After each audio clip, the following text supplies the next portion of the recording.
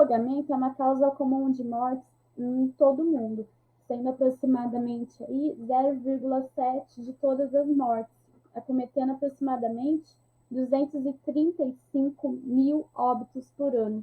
Porém, acredita-se que esse número ele seja maior, visto que muitos países não notificam esses óbitos, né?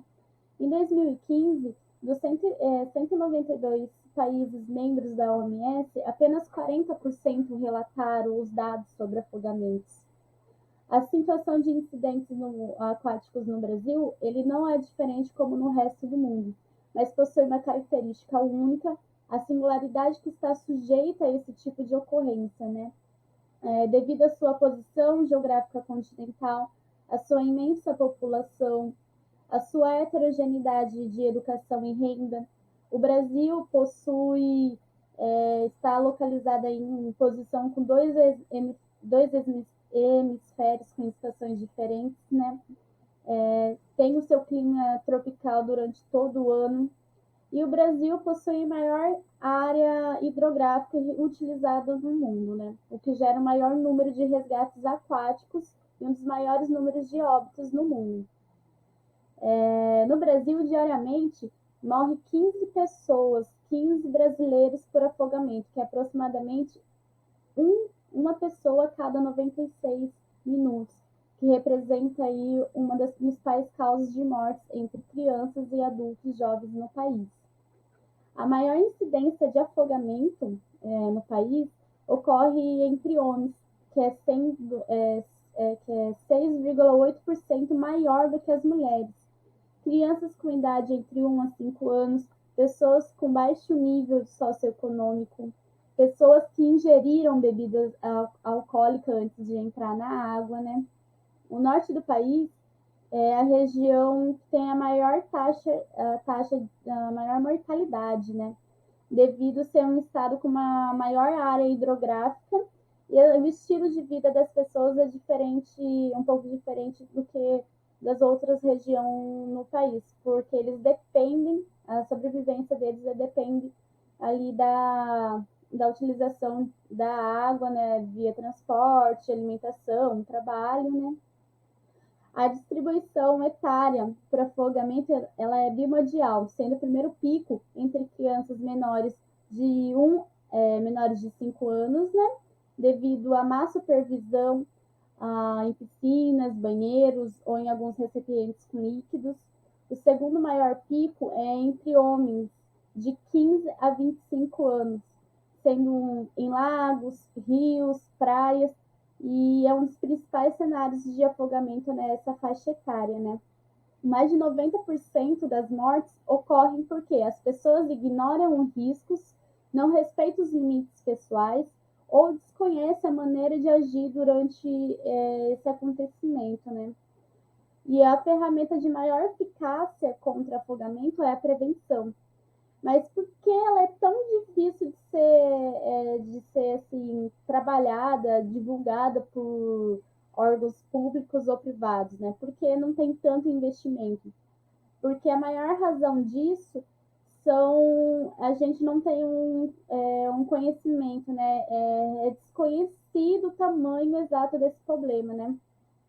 As pessoas, elas diariamente submetem a esses riscos, a esses incidentes, né, aquáticos. E os custos, o custo é a vida, e a questão financeira também é muito alta.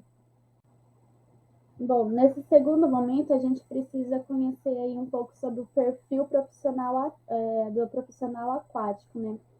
E alguns aspectos, eles devem estar na mente aí para ser um bom profissional, né? Primeiro, eu acredito que seja o conhecimento e a interpretação, ambos trabalham juntos, né? Porque a gente precisa ter o conhecimento das competências científicas, mas a gente tem que saber também ter uma boa transmissão desses conhecimentos, né? Sendo bem pedagógico, para que nossos alunos eles consigam entender aquilo que a gente está ensinando a eles. Devemos ter também um conhecimento sobre as mobilidades, né, para exercer para esses alunos. E a questão da interpretação, a gente tem que saber interpretar nossos alunos, porque para cada idade a gente tem que utilizar uma estratégia diferente de ensino, né? Pois a comunicação e o entendimento das idades aí são diferentes. O segundo ponto é a emoção e a paixão, porque o profissional ele precisa gostar daquilo que faz, né? A partir do momento que se tem um professor que goste daquilo, que goste de ensinar, goste daquele ambiente, ele vai acabar transmitindo aquela emoção, aquela paixão pelo que faz e as aulas acabam sendo a mais atrativa pelos alunos. Os alunos conseguem sentir aquilo, né? E o último tópico que para mim eu acredito que seja um dos principais, que é a coragem, porque o profissional ele precisa ter coragem, né? Acreditar em si, no que ele é capaz, acreditar aquilo que ele estudou, aquilo que ele está produzindo, né? E é necessário ter coragem ali para quebrar os paradigmas, os padrões pré-estabelecidos. E ir além daquilo do que ele já tem, né? Do que ele já sabe. Bom, a água ela tem propriedades físicas que precisam ser conhecidas pelo profissional que vai atuar nela, né? Pois essas propriedades elas vão causar efeitos no nosso corpo, né? Enquanto a gente estiver em contato com ela.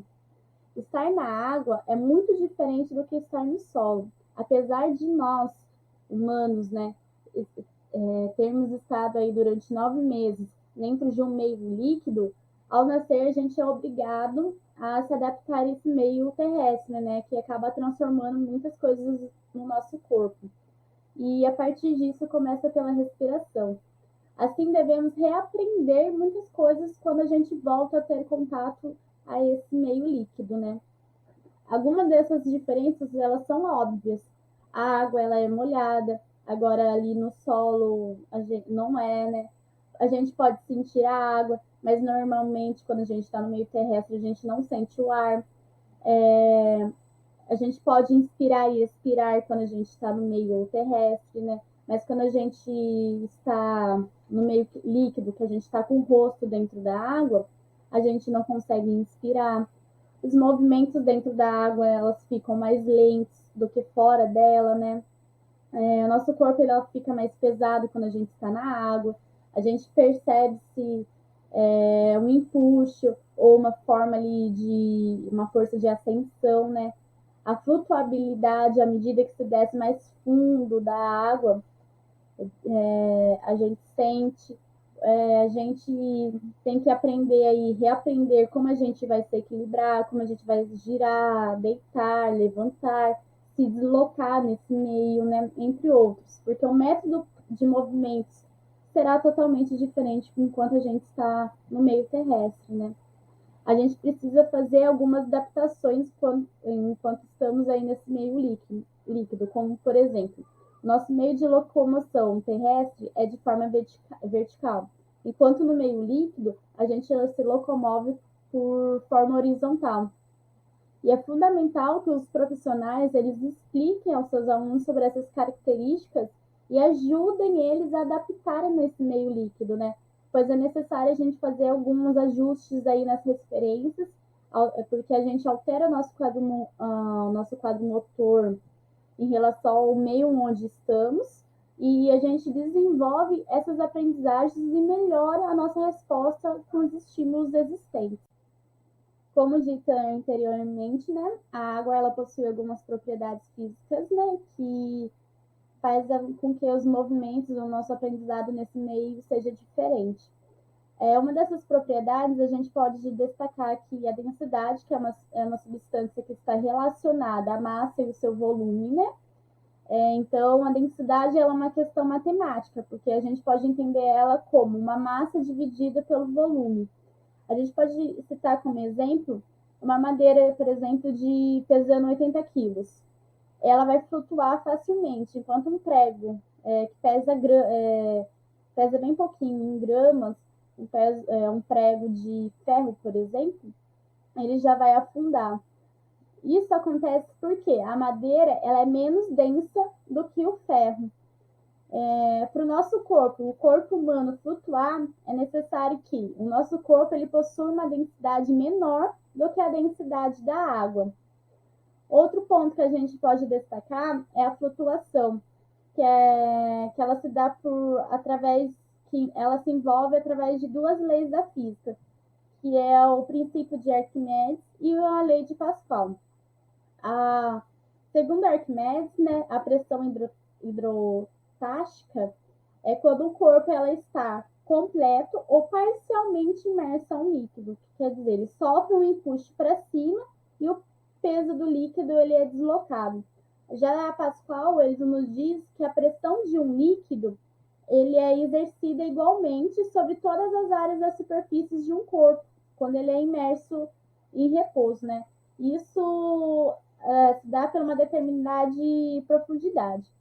Baseado nessas duas leis, a gente entende que a flutuação ela é uma força experimentada, né, com o impulso para cima, que ela atua aí com um sentido oposto à força da gravidade, né? E que nosso corpo, quando ele é submerso, ele sofre algumas pressões de todos os lados, né? Então, sendo assim, quanto maior for a profundidade, a pressão de baixo para cima aumenta. E acaba melhorando aí a flutuabilidade, fazendo com que o nosso corpo sobe, né? Outra propriedade é a viscosidade, já que o meio líquido, a força da gravidade é combatida firmemente pelo impulso, né? A resistência que o nosso corpo exerce na água é maior quanto ao seu deslocamento e não pode ser esquecida. Por quê? A viscosidade ela é um tipo de atrito, uma fricção que ocorre entre as moléculas de um líquido e causa resistência nesse fluxo de líquido. Então, o ar é menos viscoso que a água. Portanto, a gente temos mais resistência aos movimentos executados dentro de uma piscina do que fora. Bom, existem alguns métodos de ensino da natação que são fundamentais, né? E o profissional, ele precisa ter o conhecimento sobre esses métodos. Temos um método global, que ele é baseado através da execução global da técnica, né? Então, é como se fosse uma imitação. Faz com que esse método faz com que o aluno acaba se adaptando por si só, até ele chegar o domínio daquele movimento, né? Do nado, por exemplo. O outro método é o analítico, que ele é racionalizado e ele decompõe essa habilidade por parcelas, né, diversas parcelas, sendo ações segmentares e isoladas. Quer dizer, então, uma parte ele vai aprender fora da piscina, outra parte ele vai aprender dentro da piscina. São parcelas que partem da parte mais simples até a parte mais difícil. E o outro método, que é o método sintático ou moderno, que nos quer dizer que o aprendizado ele é feito diretamente na água e ele adota alguns elementos comuns de todas as formas do nado, né? Então, ele vai fazer do todo para as partes e do simples para o mais complexo. Então, ele vai ser dividido em algumas parcelas, né? E vai ser de forma gradual, do mais simples para o mais complexo. E o professor, todo profissional, ele precisa ter esse conhecimento, né, da forma que ele vai atuar com seus alunos.